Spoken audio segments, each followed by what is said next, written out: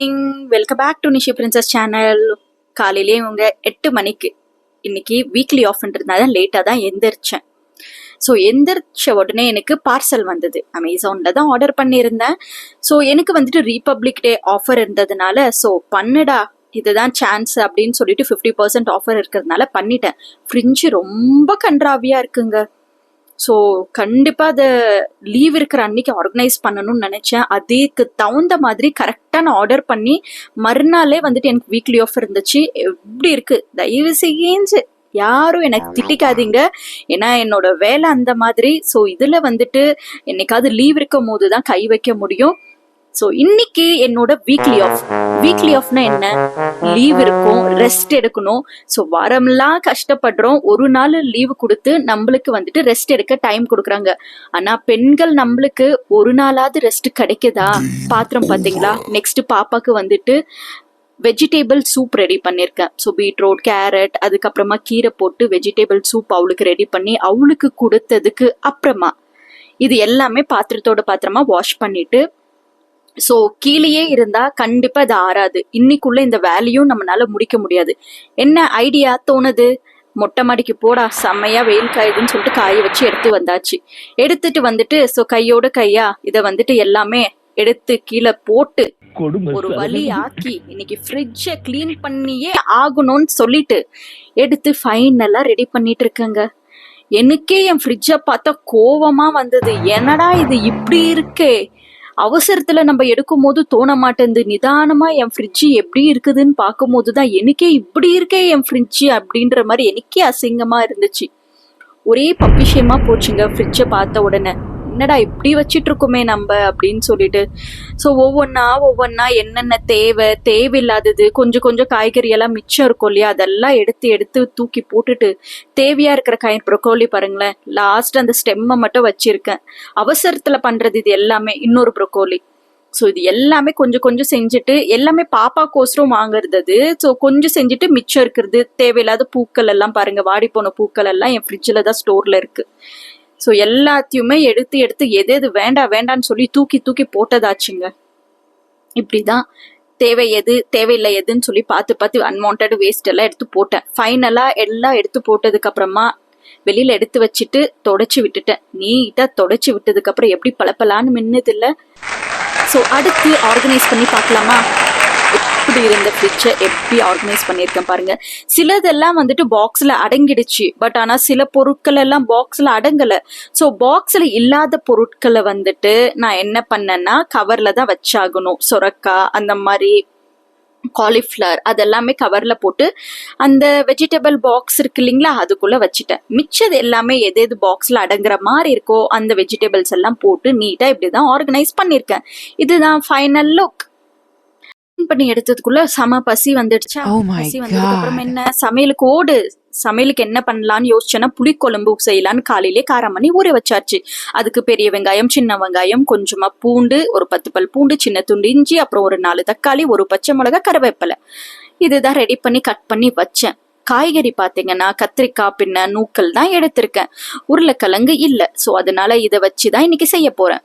So as usual தாளிப்பு, சின்ன வெங்காயம் போட்டு, தக்காளி 1 போட்டு, அதுக்கப்புறமா தாளிச்சு கருவேப்பிலை, ஒரு பச்சை மிளகாய், கடுகு இதெல்லாம் போட்டு தாளிச்சாச்சா. கூடவே கள்ளிக்கும் உல வச்சாச்சு. ஸோ நேத்து மீந்த சாப்பாடு இருந்தது, அதை வந்துட்டு போட்டு அதுக்கப்புறமா எனக்கு ஒரு ஆளுக்கு ஆகுற மாதிரி களி செஞ்சுட்டு இருக்கேன். ஸோ இப்போ அது போட்டதுக்கு அப்புறமா வெஜிடபிள்ஸ் போட்டு வதக்க போறோம். செம்ம டயர்டு, செம்ம பசி. ஸோ எல்லா வேலையும் செஞ்சு இப்போதான் நான் சமையலுக்கு எப்படா முடியும் சமையலுன்னு சொல்லிட்டு காத்துட்டு இருந்தேன். பார்த்தீங்களா, எண்ணெயில் வந்துட்டு காய்கறியை நல்லா வதக்குனதுக்கு அப்புறமா ஸோ இது ஒரு மசாலா ரெடி பண்ணியிருக்கேன். என்னென்னா தக்காளி, வெங்காயம், அதுக்கப்புறமா பூண்டு, இஞ்சி அதெல்லாம் சேர்த்து அரைச்சி அந்த மசாலாவை தான் நான் இப்போ சேர்த்துருக்கேன். ஸோ இந்த மசாலா பார்த்தீங்கன்னா மஞ்சள் தூள், மிளகாத்தூள், கரம் மசாலா, அதுக்கப்புறமா மல்லித்தூள் 2 டேபிள் ஸ்பூன், தேவைக்கேற்ப உப்பு.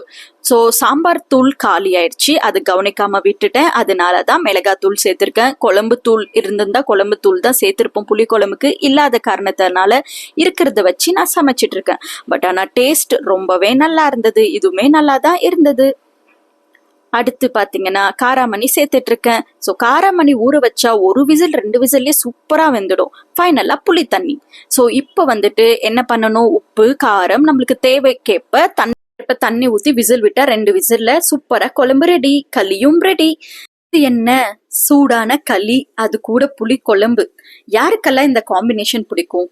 ஒண்ணு மிஸ்ஸிங் தான், கருவாடு போட்டு இருந்தா இன்னுமே நல்லா இருந்திருக்கும்.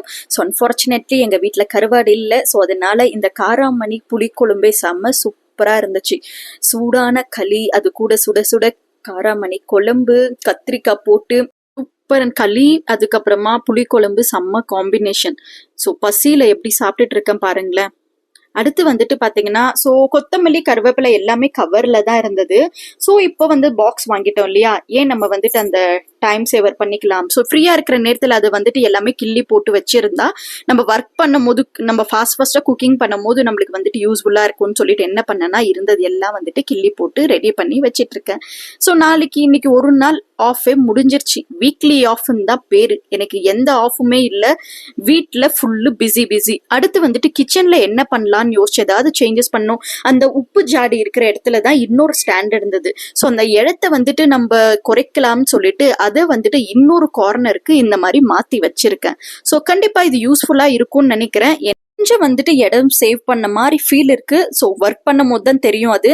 ஸோ இந்த இடம் பார்த்தீங்கன்னா எனக்கு கொஞ்சம் தேவைப்பட்டது. ஏன்னா அந்த இடத்துல அதுக்கப்புறம் எண்ணெய் அந்த மாதிரி பொருட்கள் வைக்கணும்னு சொல்லிட்டு அந்த இடத்த வந்துட்டு சேவ் பண்ணிருக்கேன். நான் உங்களுக்கு இன்னொரு விஷயம் காட்டட்டுமா? இந்த செடி பாருங்களேன், வெங்காய தாள்ல வீட்டிலே எப்படி வெங்காயம் வளர்ந்துருக்குன்னு நீங்களே பாருங்க. சும்மா அந்த பாட் ஃப்ரீயா இருந்தது, அதுல இருந்த செடி வாடிடுச்சு.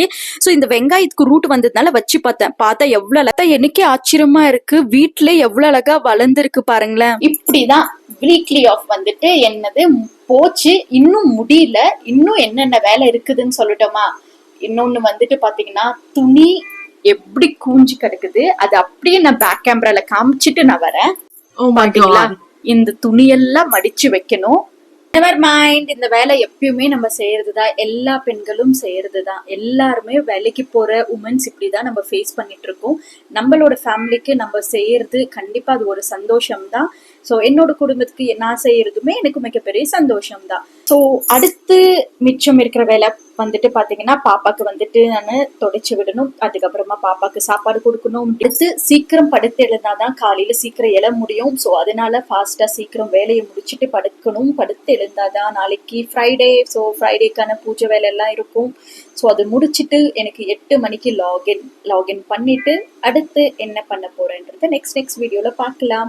இதே மாதிரி நிஷி பிரின்சஸ் சேனலுக்கு சப்போர்ட் பண்ணிட்டே இருங்க. ஸோ உங்களோட ஆதரவு நிஷிதாக்கும் சரி எனக்கும் சரி ரொம்பவே இம்பார்ட்டன்ட். நெக்ஸ்ட் இன்ட்ரெஸ்டிங்கா ஏதாவது பண்ணுங்க, இந்த மாதிரி பண்ணுங்க அந்த மாதிரி பண்ணுங்கன்றத நீங்க வந்துட்டு எனக்கு கமெண்ட் பண்ணீங்கன்னா அது எனக்கு யூஸ்ஃபுல்லா இருக்கும். ஸோ புதுசா இந்த சேனலை பாக்குறீங்கன்னா சப்ஸ்கிரைப் பண்ண மறக்காதீங்க. அது பக்கத்துல இருக்கிற பெல் பட்டனையும் கிளிக் பண்ணீங்கன்னா நோட்டிபிகேஷன் அடுத்து நான் போடுற வீடியோஸ் வரும். இவ்வளவு நேரம் பொறுமையா பார்த்ததுக்கு நன்றி. See you next video. Tata, bye bye.